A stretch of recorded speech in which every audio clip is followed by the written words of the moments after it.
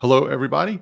This is Chad Eves with Michael Gansel in the Meaningful Communication Show. This is our second summer break episode.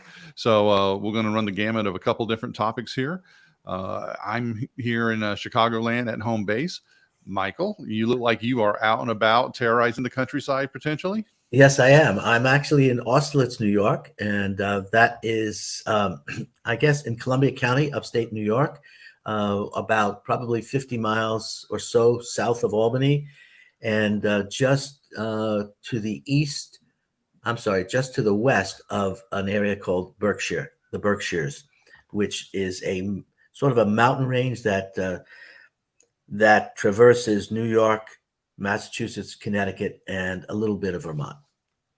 Very cool. I think the closest I've gotten to your area was when I lived in Vermont, the Burlington area over the Plattsburgh.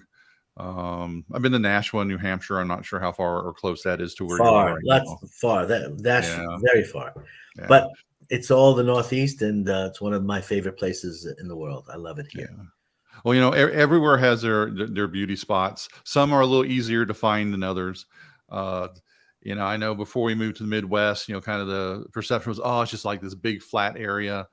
And there's definitely a lot of plains in the Midwest, but where we are is actually pretty hilly, which is nice. I love topography and hills. And if you go up into northern Wisconsin, which is a couple hours from where we are in near Chicago, you actually get into waterfalls, and you can ski. Now they're baby slopes. They're not like Vermont or out west or anything like that. But it is skiing for people that want to go up there to do it in the winter. So. Well, since you're talking about the environs around Chicago, this summer it's been fun for me. I've been up in several, gotten out of the city several times during the summer. One of the areas that I've explored again was the Catskills, and people know the Catskills. It's again north of the city, probably west, and it is a very large area. It's actually probably the second largest mountain range in the state. In addition to the Adirondacks. And so I was in the Catskills for several times this summer, and then got a chance to get to Cape Cod up in Massachusetts, Woods Hole, and then spent a day in Martha's Vineyard. And now here in Austerlitz, and consider this upstate New York, Columbia County, the Berkshires. So been fortunate enough to get out of the city, and it's been a crazy summer, hasn't it, Chad? It has, and it's interesting when you get to where people go around here. We live in the northern part of the Chicago area. People here tend to go to Wisconsin. People in the city or to the south, they tend to go to Michigan, to go to like the lakes and stuff like that. So it's kind of interesting how the split is, just because you got to drive around the city from whatever direction you're coming to. Right. But it's definitely been an interesting city. We're getting hit with the heat dome finally. Here in Chicago. Yesterday, the feel like was like 108. Today, it's supposed to be up to 115. But we've been really fortunate so far this summer, and tomorrow it's supposed to get back to normal. So Well, it'll be nice when this is passed. yes, yes. And New York had a also very interesting summer, a lot of rain, but also a lot of heat. And, it's funny, it's still summer. It's the 23rd of August. And here up in Austerlitz, this morning, the last mornings, it's been in the low 50s. So, so, so it's the low 50s. Right now, I think right now it's about 66 degrees. But yesterday was absolutely beautiful. In fact, yesterday, just tell you that we were at the Dutchess County Fair in Rhinebeck, New York, and boy, was that a treat. It is really a treat. They're all the rides, and then all of the animals come from, sponsored by the 4-H clubs, and just walking around, it was just spectacular. And of course, we lost our car, but we found it. There's a parking lot of thousands of cars, and you kind of, when you leave the car, you look up, you see, oh, that's the sign H, so it's near the trees.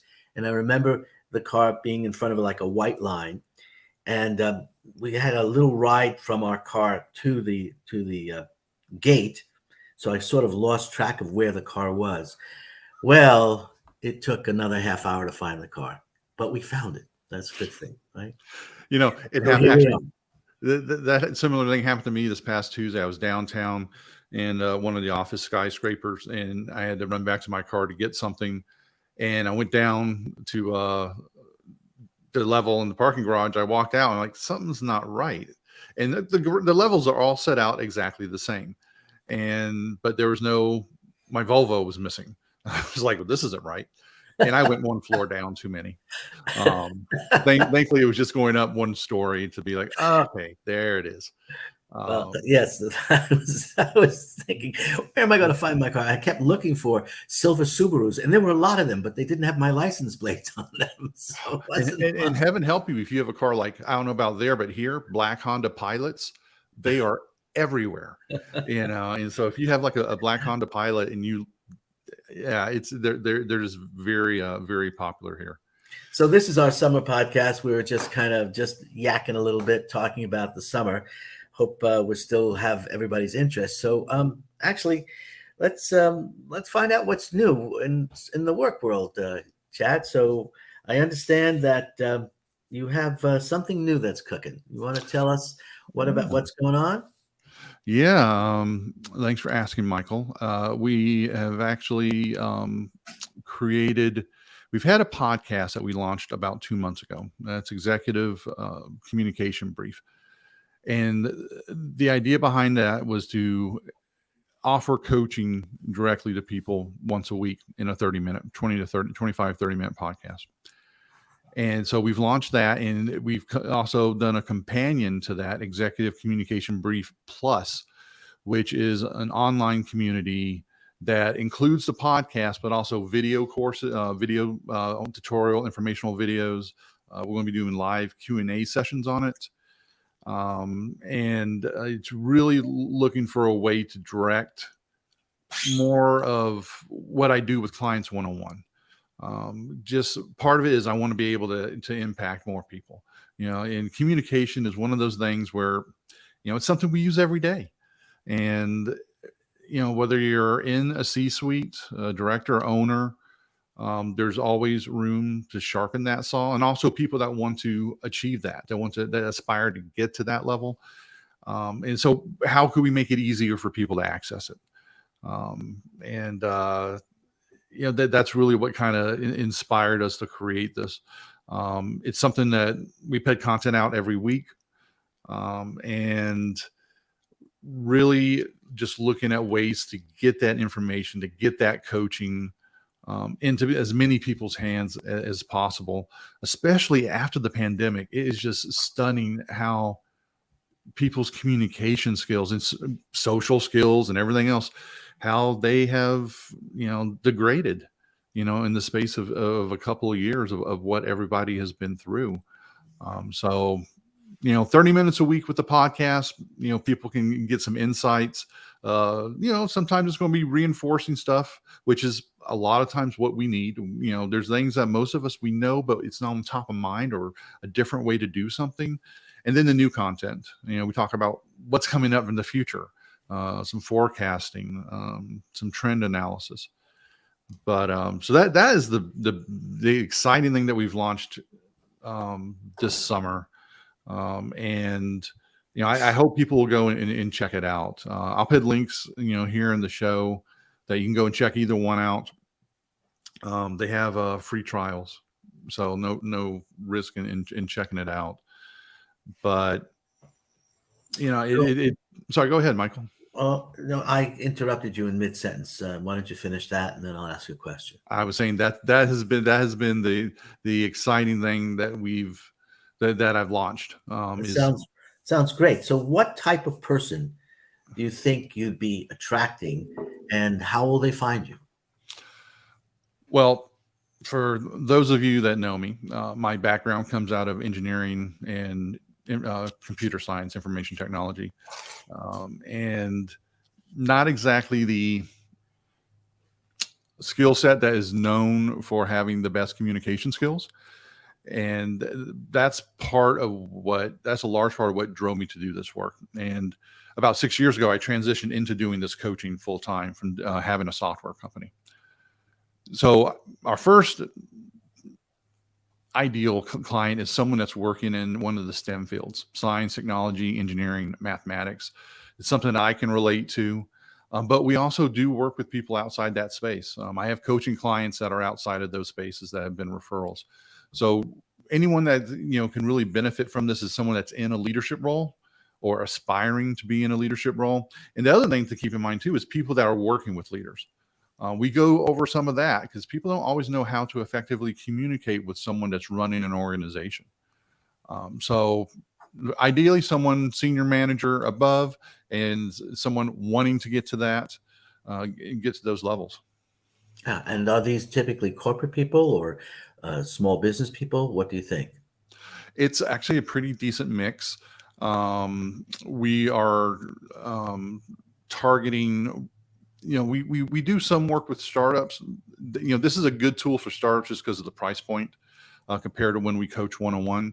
But it's also a great thing for people that are running, $100 million companies, and that, it's a way to get that hit while you're driving, while you're exercising. You can listen to it, on your iPhone or Android, whatever you're using. It's someone that cares about being a high performing communicator and having a high performing organization.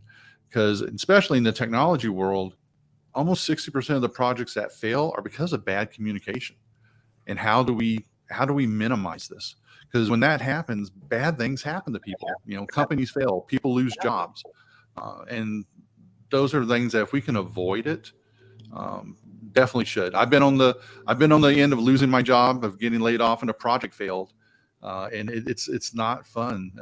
That happened actually right before I started my first business. So can you give us a sort of some insight into the first session that you're going to do? What's the topic going to be? Well, I'm not putting you on the spot. No, not at all. So we've got 9 episodes out now of the podcast. And the first one that actually we go into is why it's important to do hard stuff and how that relates to communication. Because a lot of people get very apprehensive or get a really bad case of anxiety when it comes up to where they have to communicate outside of their comfort zone. And it's one of the first steps I take when I work with someone one-on-one is, let's acknowledge it. Things can be hard to do, but also hard things are what yield results. That's where we make progress. And, one of the examples I use is a short story from a Japanese author called Haruki Murakami. I'm probably mispronouncing his name, called Cream, and where he talks about trying to do the very best of what you can do that's most interesting, to do the cream of life. But he also uses an example of sometimes you have to move on, of a circle that has no boundary but with infinite center points. Now, to an engineer or someone that's familiar with scientists and geography, all of a sudden their brain's going to start going, that doesn't make sense. You can't have that. And that's the point. Sometimes we can't figure out stuff, but we have to figure out how to communicate around it. And so we want to set the stage for how do we become a better communicator in the things that matter. And from that, we go on to how to deal with boomerang kids is one title that we give to young adults that come into the workplace and they're always coming back for affirmation. Am I doing a good job? Because communication is a big part of workforce management. We'll talk into about different aspects of crisis management. What are some of the things that need to be done? And there's fundamentals that people can do, but still people always fail to do it. Doing presentations, there's 4 basic areas of communication, Michael. It's spoken, written, visual, and kinetic. And especially the kinetic one we tend to overlook, and that's movement. What is your not only body movement, but what are you doing? Where are you going to or coming from?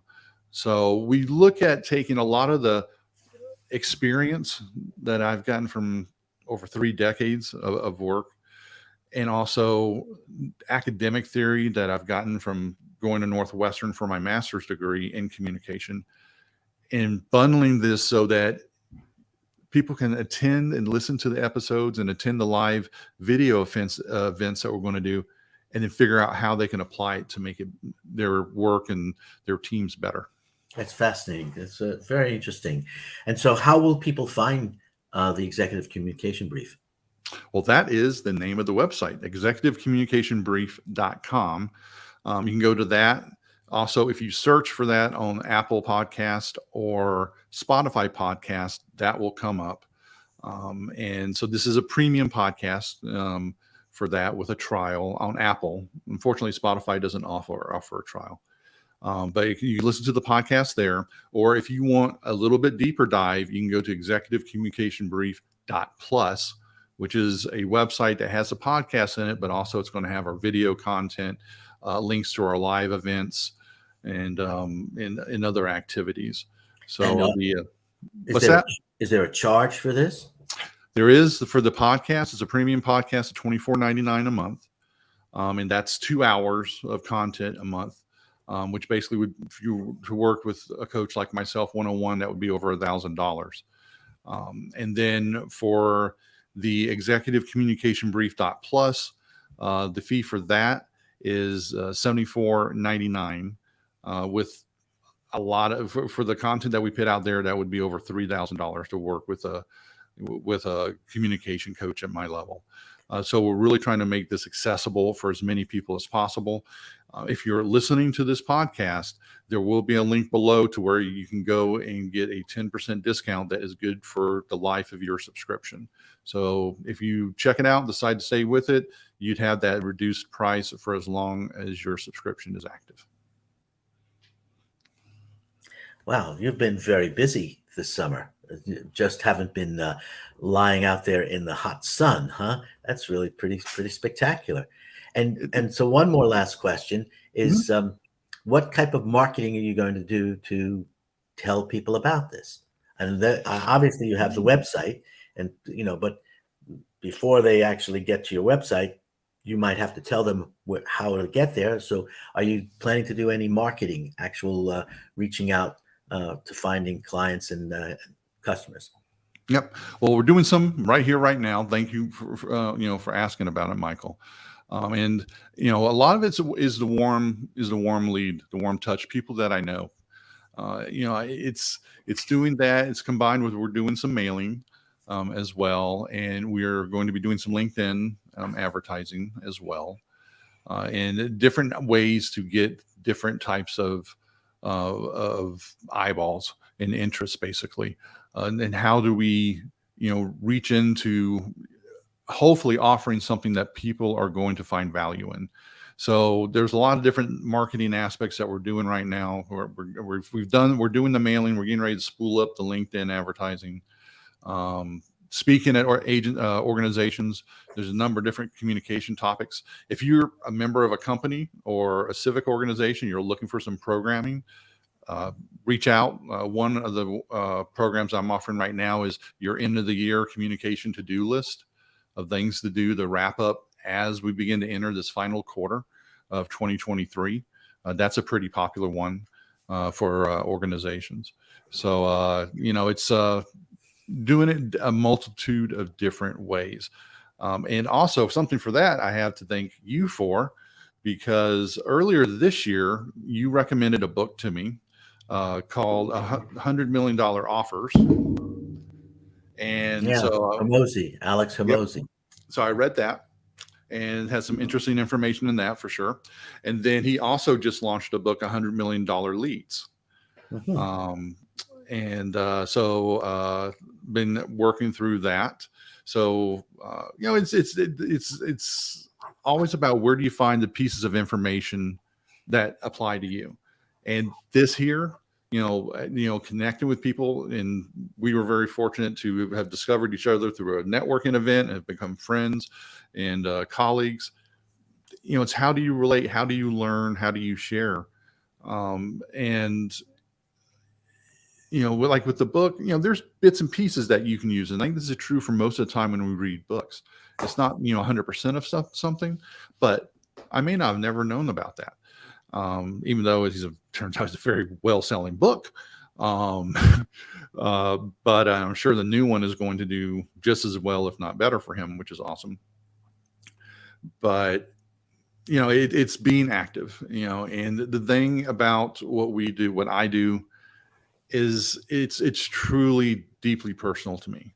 Having graduated as an engineer, worked in technology. Um, there's a thing my father said to me when I was like 6 years old, and he was working on the B-1 bomber. He was on the business side.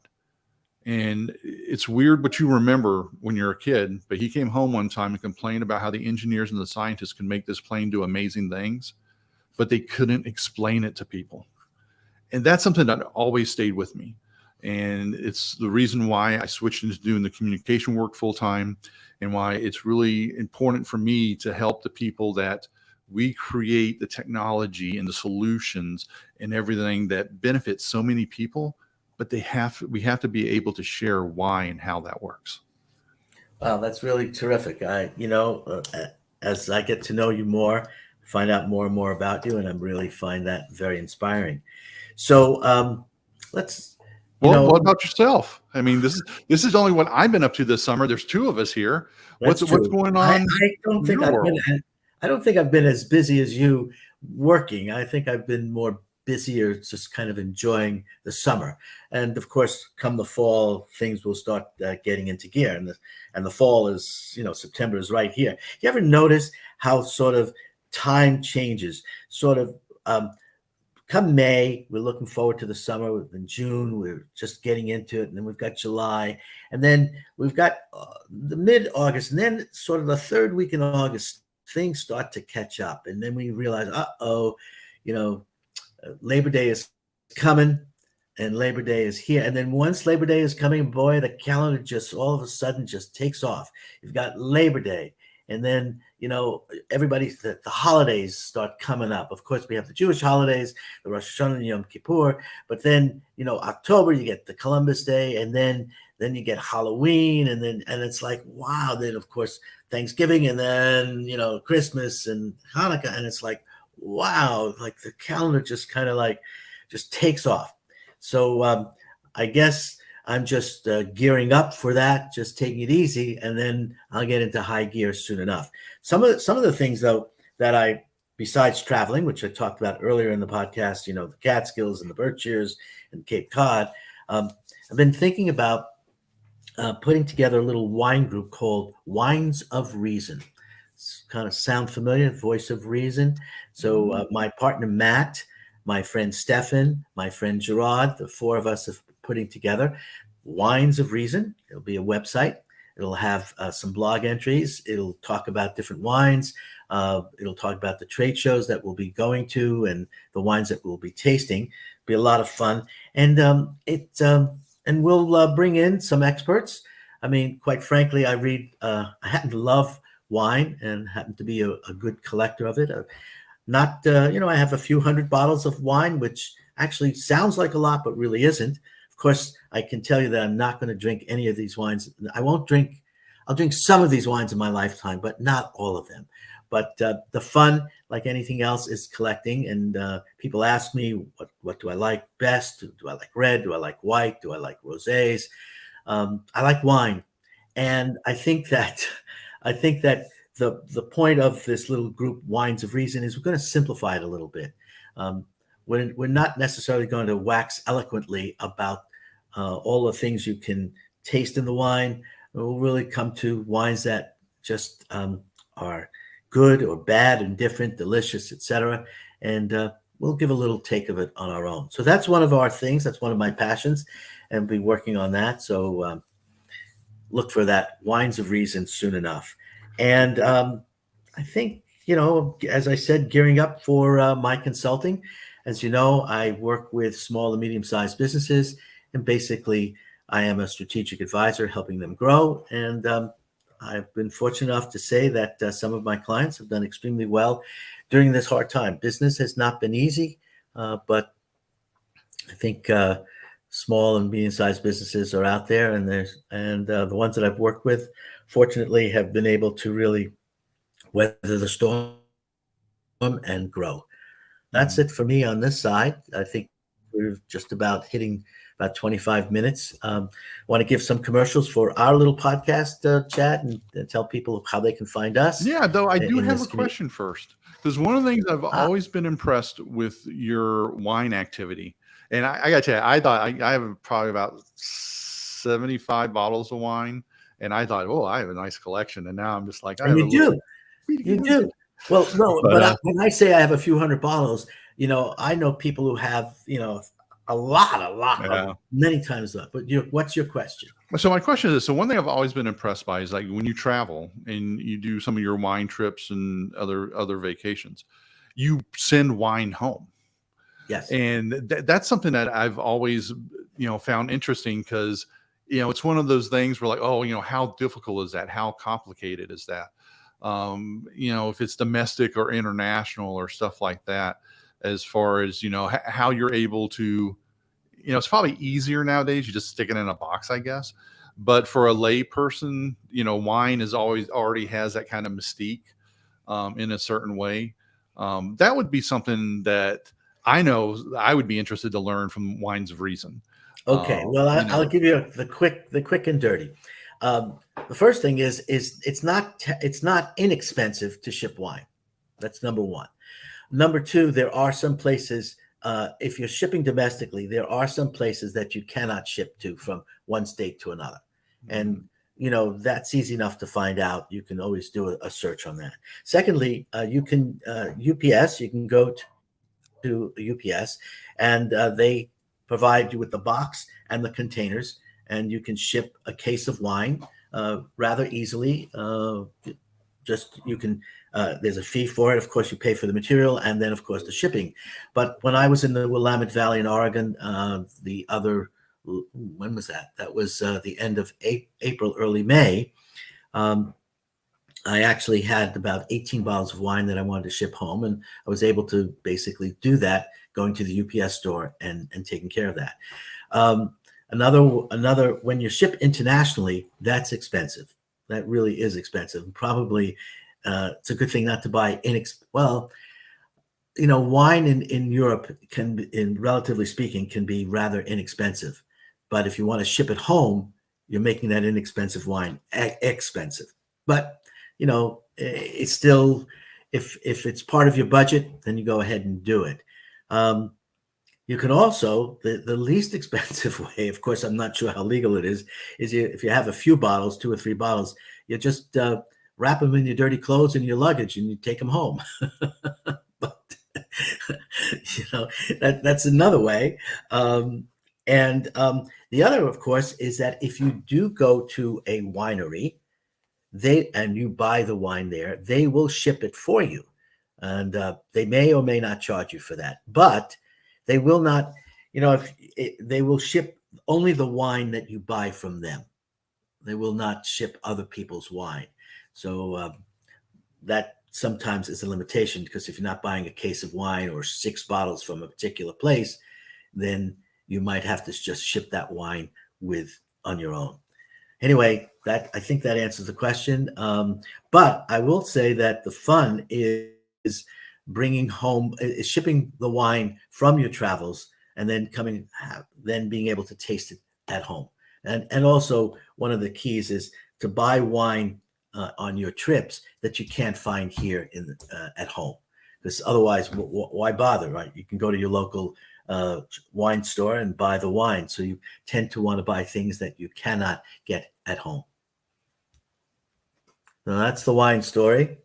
And we'll talk more about wine. Maybe we'll have a segment on wine every so often when we do our podcast. So I think I think people would find that interesting. And my experience has been buying it at the duty-free store on the way back from somewhere. But it's actually good information to have, for sure. Yeah. I wouldn't do that. What's that? I wouldn't buy wine from the duty-free store, because they're not going to carry the specialties or the small producers. They'll just basically, have the normal type of wine. Yeah, it was an impulse buy of ice wine coming back from Canada. Ice wine. That's right. But no, good stuff to know. So as far as for people to find us, you can go to our channel on YouTube, The Meaningful Communication Show. If you type it in there, it will come up. There'll be a link for that where we share the video, which we both do on our LinkedIn profiles. You can follow us on LinkedIn. Chad Eves, Michael Gansel, as our names are spelled here. Also, It'll be on my Instagram, the Chad Eves. You'll be able to find a link for it there, and maybe a clip or two. So we're always interested in hearing whatever feedback you might have on YouTube. You can leave comments, and we will be back in September, getting more to be more business focused, and we'll have an announcement coming out on that within probably the next week or so about who our guest is going to be. Don't we have a date, Chad? We have a date, the 22nd, I believe. Yep, and then it'll be published the following week. So it will be published probably that I have to look at the exact the last date. week of September, probably the last week of September. And that's going to be a very interesting segment. We're going to have a fellow named Michael Braithwaite. Right. Michael is one of the founders of the BNI, of all the BNI chapters in New York City. And there actually are over 50 BNI, Business Network International chapters in New York City. And Michael and his partner, Todd, were founders of that franchise. And Michael is just an eloquent, fun guy. And we're going to have him on the show and talk about networking. And then we have some plans and later on in October, we're going to have folks talking about cybersecurity. And then we'll be publishing maybe once or twice a month, and we'll have business people talking about a variety of topics, including dogs, who I just heard in the background. But so it's going to be exciting, and look forward to everybody joining us on our podcast. Yeah, we definitely got some good shows coming up. Michael's going to be a really interesting discussion for sure. Networking is, so fundamental, to all businesses, but especially small businesses, which is what we are. So check back in for that, and follow the YouTube channel. You'll get notifications there, and also on our LinkedIn accounts. So enjoy the rest of our summer before it's gone. The leaves will be falling, and it'll be getting a little colder, which I'm actually looking forward to, and my favorite time of year. But mine as well. I guess. Well, that's it. So enjoy the rest of your time up there, and we will be back in about a month at the end of September. Yeah. Goodbye, everybody. Have a great rest of the summer. Enjoy Labor Day weekend, and let's get ready for the fall. Take care, everybody. Bye-bye. Take care.